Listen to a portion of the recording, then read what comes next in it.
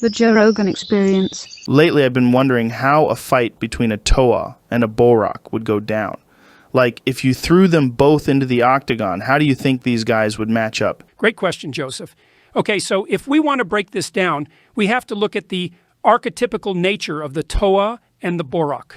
The Toa represent heroes, but they're not just your generic super macho men. They're warriors with elemental characteristics. Right, like how each one is based off of elements like fire, water, earth, and so on. That's right. Now, these elements aren't just purely symbolic. They also grant the Toa practical abilities as well. But since they're also beings of moral integrity, this means their approach to combat is going to be disciplined, strategic, and purpose-driven. Right, so they're highly disciplined tactical fighters who can also take advantage of elemental powers.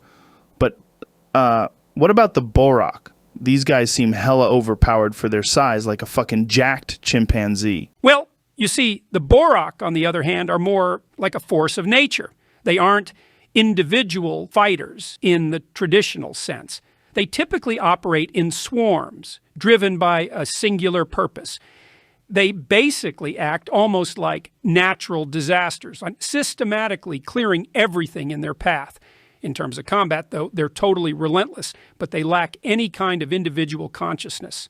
So you're saying it's like a fight between a martial artist and this mindless beast that just keeps coming at you.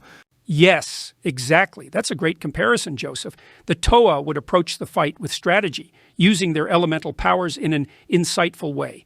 Take Tahu, the Toa of fire, for instance. He might use bursts of flame to keep the Bohrok at a distance, or Kupaka, the Toa of ice, might create barriers.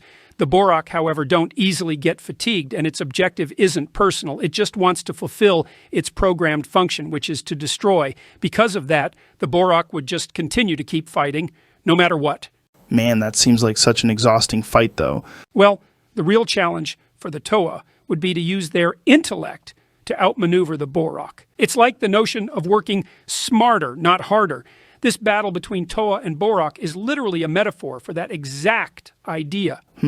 That's interesting. I never realized how symbolic the actual battle itself was. But if we're talking a straight-up one-on-one battle, how does the Toa actually deal with and put an end to that unrelenting force of the Bohrok? Does the Bohrok have any weaknesses, or is it just going to overwhelm them? Well, the Bohrok do have a critical weakness. Their krana, the small organic creature that controls them. The Toa would need to focus on exploiting that vulnerability by attacking their krana, just like a fighter exploiting an opponent's weak spot, you know? But it's not easy. The krana are well protected by shielding, and you'd need precision and patience to gain an opening for an attack. Just like when a fighter is waiting to counterpunch or lock in a submission. Precisely. It's a battle of patience and skill against raw, unstoppable force.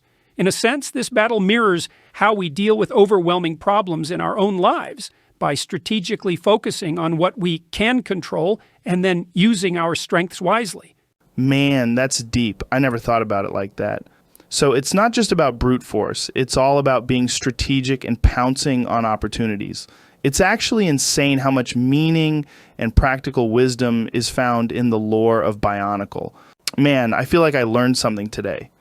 Anyways, thanks for sharing this insight with me. I'm going to make sure to download this information to a blank sector in my cranium. Save backup file to cloud storage? Yes. Download complete motherfucker.